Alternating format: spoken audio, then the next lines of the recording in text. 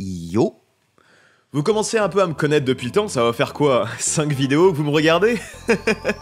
Arrêtez de me fixer comme ça s'il vous plaît, ça me gêne. Donc, comme vous avez pu le constater, je suis quand même sacrément beau gosse, et ce physique d'Apollo implique que je fais tomber un nombre incalculable de donzelles. C'est bien sûr archi faux, je suis taillé comme un phase, mais la seule fille que je fais tomber c'est parce que j'ai marché sur son lacet. Mais je suis quand même aussi sacrément con, hein, on va pas se le cacher, et draguer c'est pas trop ma tasse de chocolat chaud. Mon truc à moi c'est plutôt les plans foireux. Vous voyez les plans des méchants avec plein de schémas compliqués dans les dessins animés, du genre Coyote avec Bip Bip ou Satanas et Diabolo dans Les Fous du Volant? Bah j'ai fait à peu près la même chose qu'eux il y a quelques temps. Mais version pécho de la gonzesse. C'était au lycée, je venais de rentrer en seconde il y a un mois et je m'étais déjà fait pas mal d'amis, on avait un groupe assez soudé. Donc il y avait Coco avec qui je jouais énormément, Jojo qui adorait le vélo et que je connaissais depuis la primaire, Momo qui avait toujours le don de dire les mauvaises phrases au mauvais moment, et Mayo, une grande fille toujours en train de rigoler. Alors en vrai on était plus que ça dans le groupe, mais j'ai énoncé que ceux qui ont été mes complices, ça sera plus simple pour raconter. Un jour on a eu un prof absent, donc on avait quartier libre pendant à peu près 2 heures. Jojo et Mayo avaient proposé à tout le monde d'aller manger un bout en ville, histoire de sortir un peu. Alors pour information, on était en octobre, donc il y avait un temps absolument dégueulasse dehors, j'avais pas d'argent pour m'acheter un truc, et puis bon, c'était à 10 minutes à pied, c'était loin, donc voilà quoi. La flemme. Du coup j'ai dit que j'irais pas avec eux, et ils sont partis tranquillement vers leur goûter. Moi j'étais resté bien au chaud à l'intérieur, et quand j'étais tout seul, généralement je prenais une table pour moi, et je dessinais. On était supposément en pleine heure de cours, donc il y avait des tables libres partout, et les seuls qui y avaient à part moi, c'était les gens de ma classe. Mais ça n'a pas empêché que 2 filles viennent me demander de s'asseoir à ma table. Oui, elles étaient avec moi en cours, je les avais déjà vues, mais on s'était jamais vraiment parlé avant, donc sur le coup, ça m'a paru un peu bizarre, mais bon, je suis gentil, donc j'ai accepté. J'ai continué à dessiner tout seul dans mon coin, et elles ont commencé à travailler. Jusqu'à ce que l'une des deux jette un œil à ce que j'étais en train de faire. Elle a tiré une gueule un peu bizarre et elle m'a demandé ce que je dessinais. J'ai même gardé le dessin, regardez, c'était celui-là. Bon bref, je lui montre et... Vous savez ce moment quand dans une soirée, quelqu'un au loin parle d'un sujet que vous aimez? La petite lueur dans vos yeux qui scintille quand vous croisez vos regards. Bah c'était exactement la même chose. Avec cette fille qu'on va appeler... Mélie, on a beaucoup discuté après ça. Les 2 heures, enfin les 1h45 restantes, sont passées super vite et on est devenus très bons amis. On traînait souvent ensemble pendant les pauses, à tel point que 95% des gens de la classe nous disaient qu'on devrait sortir ensemble, et que de toute façon on était déjà un vieux couple. Ce à quoi on répondait... Répète ça encore une fois. Et je te jure que quand je vais t'exploser les dents à piquer à mollet, et que je pourrais arracher les yeux et les orteils un par un pour la particulier, je te les ferai couper avec tes larmes et ton jus de sauce éclater la gueule à coups de lampadaire quand tu fais mordre les couilles par un char dans un brassier d'acide sulfurique. Un jour, 2 ou 3 mois plus tard après ma première rencontre avec Mélie, j'étais vraiment très fatigué. Je suis rentré, j'ai mangé et j'ai dormi cash. Pour ceux qui ont regardé ma précédente grosse vidéo, oui, c'est de ce moment-là dont je parlais. Au début, je pensais pas avoir de sentiments pour Mélie, c'était juste une super amie. Et puis j'ai dormi. Et puis j'ai rêvé.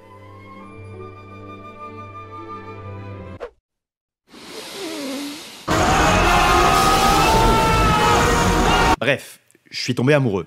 Le lendemain matin, alors que j'étais en train de trier tout ce qu'il y avait dans ma tête, Coco est venu vers moi d'un seul coup et... Eh mec, t'es au courant? Mélie elle s'en va l'année prochaine, elle va dans un autre lycée pour ses études. Mec?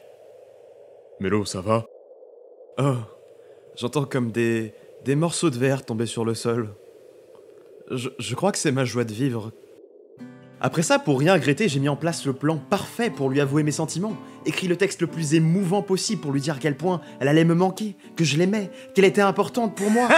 Des barres! Ça, c'est ce qui se serait passé si j'étais pas un gros lâche timide. Avant qu'elle parte après la fin de l'année, je suis allé vers elle, je lui ai donné un dessin, et je me suis enfui. Pour pas qu'elle me voie pleurer. Quel courage, n'est-ce pas? Quel homme brave et sans peur, n'est-ce pas?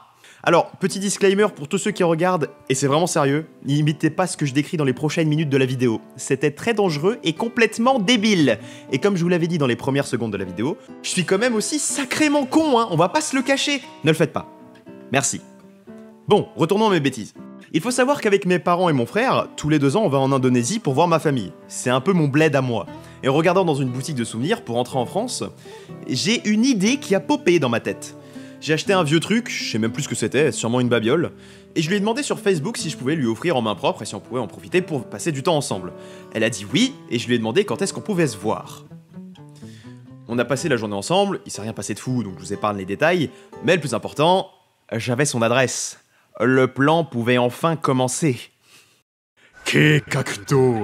Alors, comme vous savez maintenant, je suis quelqu'un de très timide. Mais à l'époque, c'était encore pire, je pouvais pas parler de mes sentiments à quelqu'un. Et ça incluait mes parents et mon petit frère. Du coup, plutôt que de demander à ma maman de m'amener chez quelqu'un déposer un cadeau dans sa boîte aux lettres pour Noël, j'y suis allé tout seul. À vélo. À 7 km de chez moi. De nuit, à 1h du matin. Je suis quand même aussi sacrément con, hein, on va pas se le cacher. J'avais qu'une seule chance. Le jour d'après, elle partait voir sa famille, elle revenait plus avant juin parce qu'elle était en internat.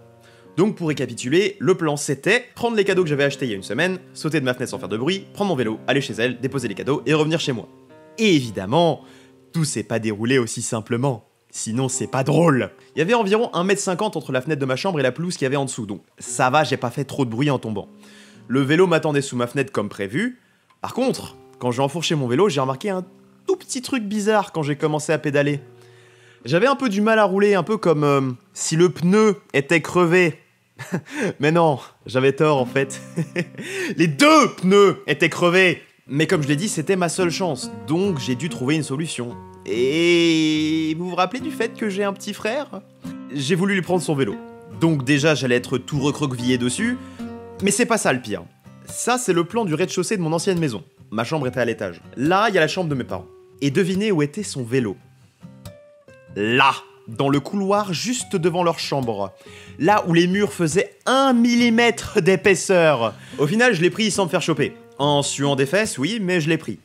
Et c'est avec un bon gros opening d'animé dans les oreilles que je suis parti. Je suis arrivé chez elle, j'ai déposé les cadeaux sous sa fenêtre, une peluche, un manga, une clé USB. Je lui ai envoyé un message et je suis parti. C'était cool, hein? Allez, merci à tous d'avoir regardé la vidéo, partagez-la sur... Quoi, à la fin? Bah, je suis reparti chez moi et j'ai dormi, c'est tout. Ah, après? Bon, bah c'est vous qui avez demandé, hein. Le lendemain, j'avais encore cours, mais j'étais tout mort, puisque j'avais dormi un truc du genre 2 heures. Tous mes amis du lycée étaient au courant du plan foireux, c'est même Mayo qui m'a donné le numéro de téléphone de Mélie, et Coco a donc dû se taper la plupart du travail de groupe de cette matinée tout seul. Merci encore vieux frère, tu m'as carré ce jour-là, et je l'oublierai jamais. Tout le monde attendait la réponse avec impatience, et entre midi et 2, mon téléphone a vibré. On était tous en panique, sauf Mayo qui était sûr que ça allait marcher, et... Bon, destruction! Voilà. Ils ont tous après essayé de me réconforter à leur manière, et je leur disais « Oh, t'inquiète, je vais bien, je m'y attendais un peu de toute façon. » Mais bon, à l'intérieur... Et chez moi, le soir, j'ai pleuré toute la nuit, tout seul, dans ma chambre. Voilà. Donc, quelle leçon on peut tirer de cette histoire? Avant de faire du vélo, toujours bien vérifier que vos 2 pneus sont pas crevés. Et pour ceux qui se disent que peut-être que c'est injuste, c'est triste, blablabla, vous sortiriez vous avec ça?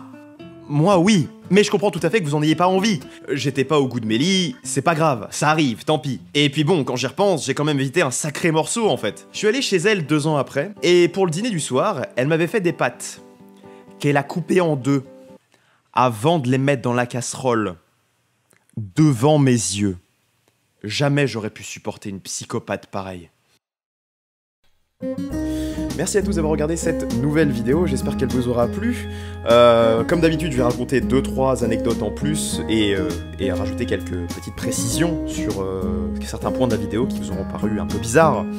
Je vais revenir sur le fait que j'avais dit que dans la vidéo, j'allais chez elle pour Noël pour lui offrir des cadeaux. Et ensuite, j'avais écrit sur mon message « Joyeux anniversaire ».